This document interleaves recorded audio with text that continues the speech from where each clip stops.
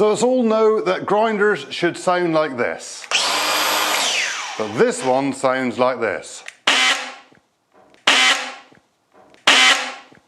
Let's see what's wrong and get on and repair it. So from my experience, this sounds like it's the bearings that have gone inside this. So we'll get them stripped down and we'll see what's going on inside. Let's crack on with that. On to step one. Right, so first job, get them stripped down, take the battery off, take your handle off, take your guard off. Better take your disc off before you take your guard off. Take that one off. You've got a nice fixed tech nut in there. So undo your fixed tech nut, there we are. Yeet that out of the way, yeet your disc out of the way, yeet your retainer out of the way. And you've got to work out how the guard comes off, which to be quite honest is always a bit like one of those Christmas gifts you get, isn't it? Those puzzle things you've got to work out, it only comes apart in a certain way. To get this one round there somewhere, I believe, there he is, and then that guard should pop off. Look at that, look. I think I won the Christmas cracker. Right, step two. You have to undo these 4 screws and those 4 screws, and then you can pop the top off. Could do it with the impact, but I ain't gonna. I'm going to do it with, beyond, because that's what most other people have got, beyond stuff, Well, then I suppose if you've got a Milwaukee grinder, you might have got a Milwaukee impact, but I don't recommend doing it with the impact because you might hurt it.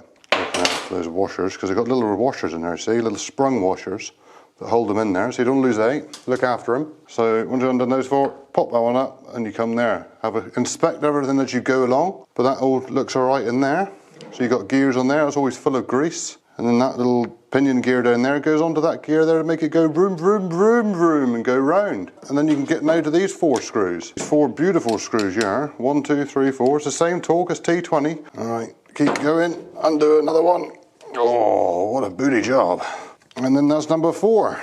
Get off to that. And then you should be able to just prise this apart because you've got the magnets in there on the motor as well, so you're pulling the inside of the motor out of it there. Give them a good pull, don't worry, you won't break it, and then pulling out, and there, I can already see it, there's a bearing gone. Because that's the inner race of the bearing there, on the end of that shaft, and the outer part of the bearing is all the way in there. Might shed a bit of light on that in a minute. You can probably see better from there. Look, have a look on that view. Can you see in there? See that outer race there? There's a little plastic part in there.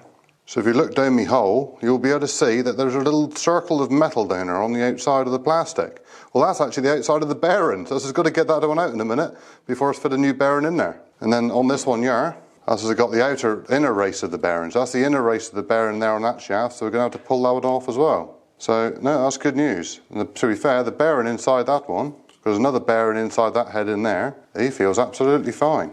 He feels beautiful, so I think it is just this rear bearing here. So we'll get that pulled off and put the new one on. Right, so now for the next step, this is going to want to be able to pull that bearing out, but ideally you could take off this full side cover. But the trouble is, Milwaukee in their wisdom go and decide that they want to put in a safety torque in the back. If you don't know what a safety torque is, it's like a normal torque.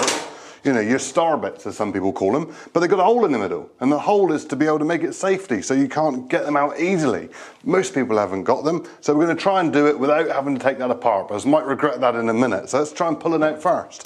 But what you'll need is one of these special tools. So what you want to do, remove that little cover there, you don't need to yeet that one out of the way, and then if you can get your little pick, you want the narrow one, what you'll find is the wide ones won't quite go in there. So you've got one of these crook-shanked ones, crook-shank. Sounds like a cat from Harry Potter, doesn't it? Right, let's pull that out there so you can get it in behind there. And you should just be able to just whittle it out. There we are, so see now what I've done now, I've managed to tip the bearing over. Yeah, so you can see I tipped it over. So you can now get your puller in underneath. And then he says, as James says, give him a pull.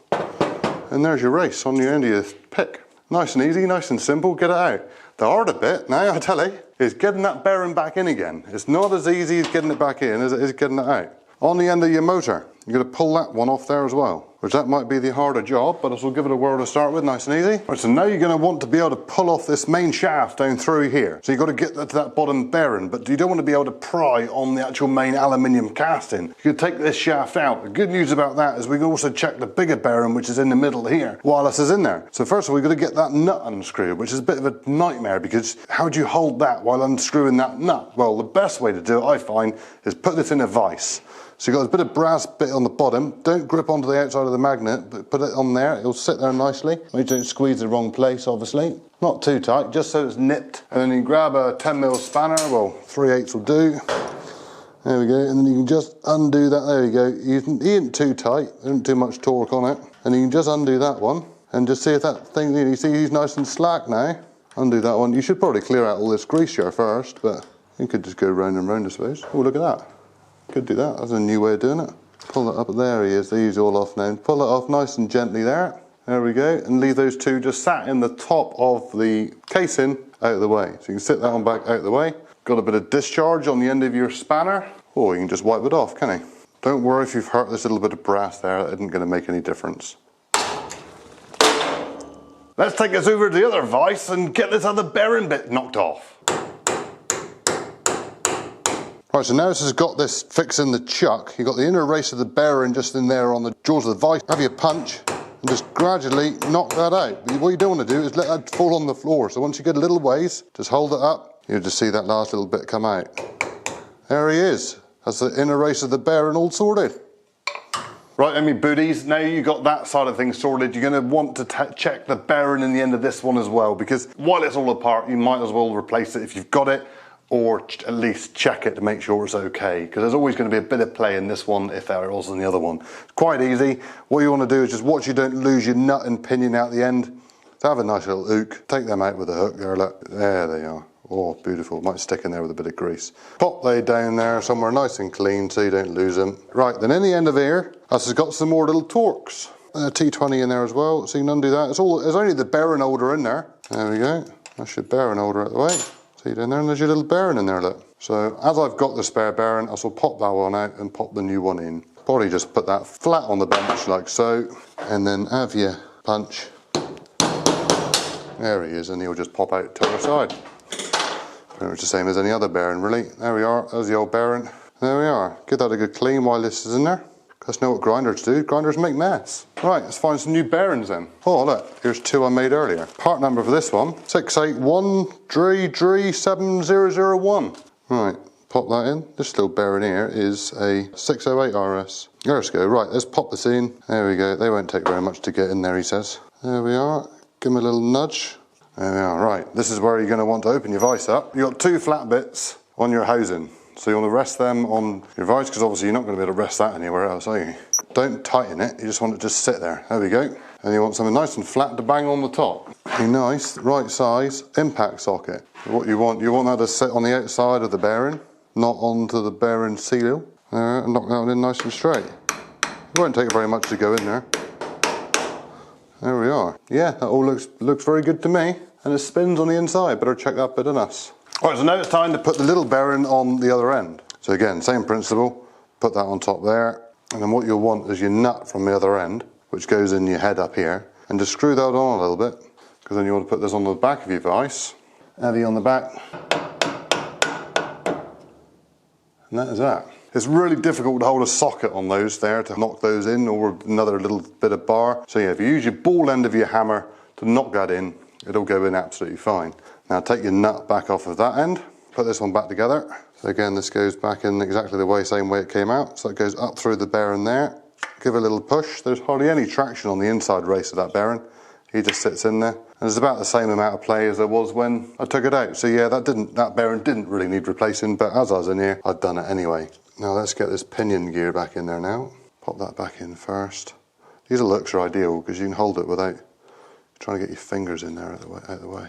Goes on there, there he is, that's he. Washer goes on there first. There it is, he's on there. Now push that up through there. Most grinders are all the same, but a bit different, generally how they work. Right, is it? Yeah, he's on there now. Right, now get your little nut. And get your nut on there. You put that back in your vise again, just to hold it. Again, not too tight. And have your spanner. And you can dewey up there nice and easy. Okay, just give that a little bit more snug there. Ah, right then. That's on there nice and perfect. Now let's do the hard bit. Clean this off a bit, I think, first. Give this a bit of a clean in there as well, because this is normally filled up with grinding dust and dirt. Right, and you've got this little case here. I'll clean that one off as well. Pop that on there. Clip it in, just clips in and out the way. And do you reckon we can get this bearing down there without stripping this apart? Now then, I think I'll just use me body work for this, I think. Yeah, he'll go. Yes, he's in. He's in. And again, there's another bearing in there, but that bearing is beautiful. Beautiful, that bearing is. Right, so let's pop this down in there. Oh, nice. Yeah, right, now you've got these 4 screws. Pop they in there. Yeah, I'll screw that one down until he touches.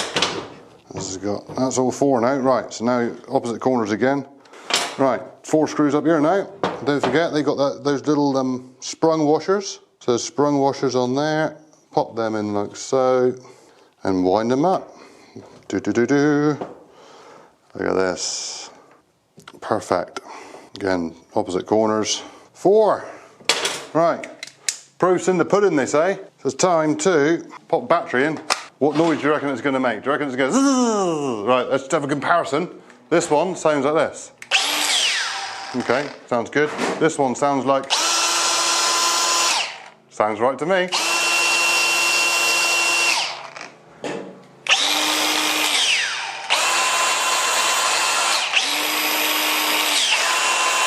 There we go, 1 fixed grinder. Yeah, we'll put it all back together, put all the guards and everything back on, and it will be proper, absolutely fine. More life left in this beautiful grinder. If you're interested, this is the M18 CAG, C-A-G, but it'll also work in the SAG as well, which is obviously the adjustable speed one. The bearings are pretty much the same, probably different sizes and different things, but the principle is exactly the same. Most grinders are built like that. So if your grinder is making funny noises, that is an easy way you can repair them, but just by replacing the bearings in it. It's quite simple. I didn't really use anything too technical tool-wise, so you could probably do it yourselves, or we do it as a business at Hayes Machinery. So our guys up in the workshop can do this for you, so I can work that out. But anyway, if you'd like this video, or you'd like us to do more tool how-to videos, please let us know in the comments. But thank you very much. If you wouldn't mind giving us a subscribe, us would like that very much. So I'll see you soon. Thank you. Bye-bye.